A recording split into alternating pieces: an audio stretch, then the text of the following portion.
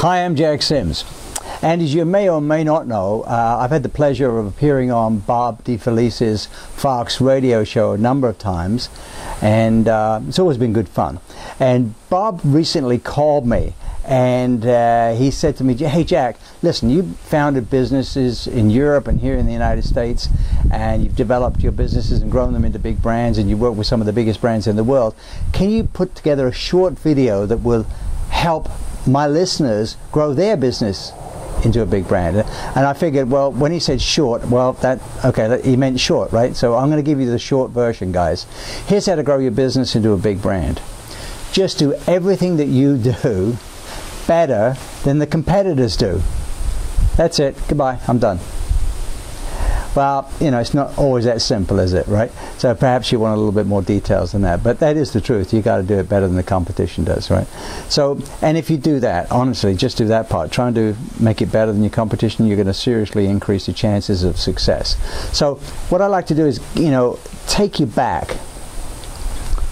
You got to go back to the beginning of when you started your company in those early go-go days, you know, and ask yourself, why did we start the business in the first place?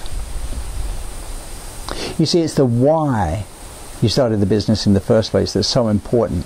Some of the biggest and best brands in the world, companies like Apple, Starbucks, Harley Davidson, Virgin Airways, they all have a sense of why they started their businesses in the first place, and this is the component that helps them grow those businesses into the massive brands that they are today, right?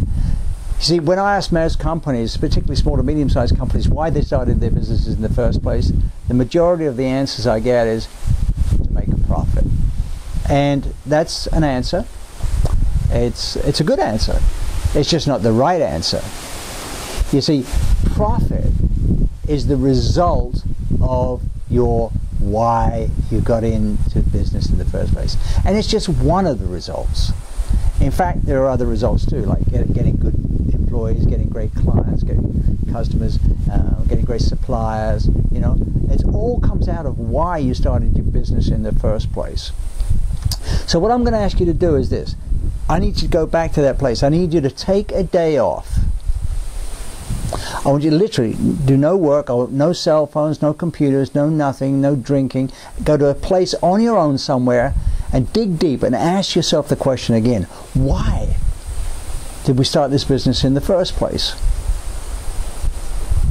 Really dig deep, because you're going to find out from that will change the way you do things, right?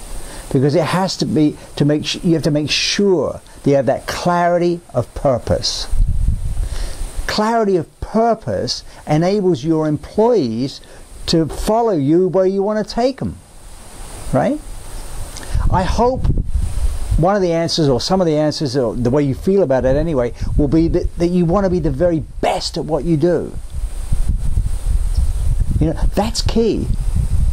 Because people understand it. Hey, we want to be the best furniture supplier in the Hudson Valley.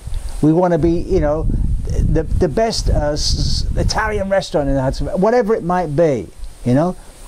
And what you want to do is have people seeking you out so that they can pay a premium price for the privilege of doing business with you. Okay? Now, converting your business into a brand, over the years I've figured out 6 steps that really work, and I wrote a book on that. Some of you may know that. And step 1 is this. It's got to be, find out what makes you unique, what makes you stand out in the crowd, what is it that separates you from the rest of the pack. And it's not about the product, it's the other stuff.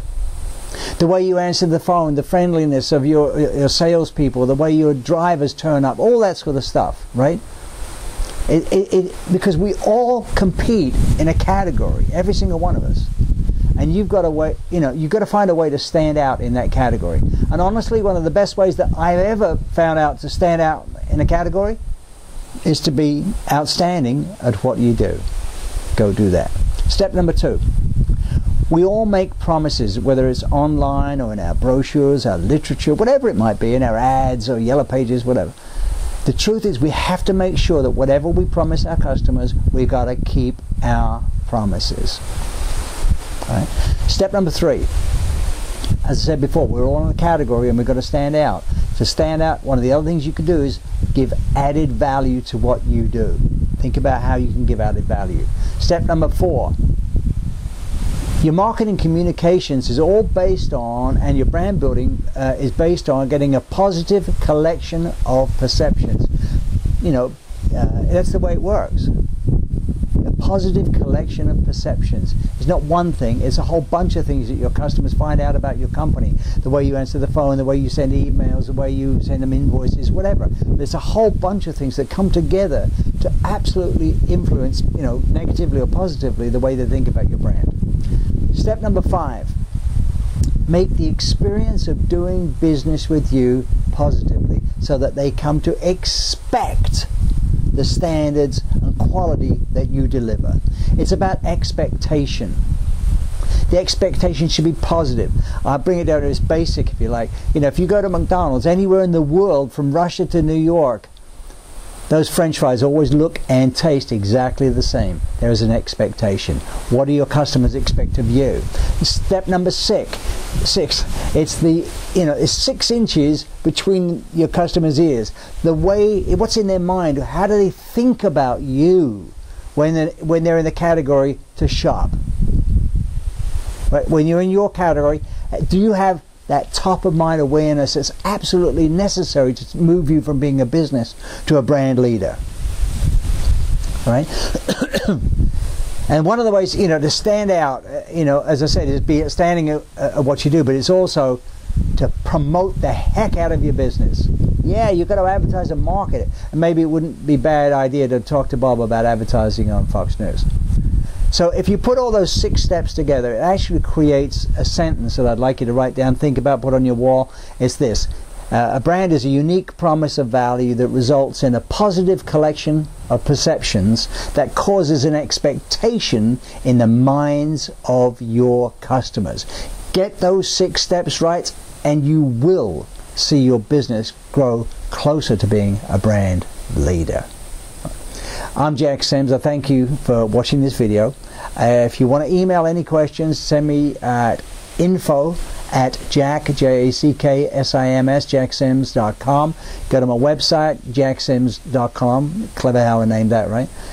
Check it out. Thanks for looking at this video. I do appreciate your time. And if I can help you in any way, shape or form, look forward to hearing from you. Take care. Bye-bye.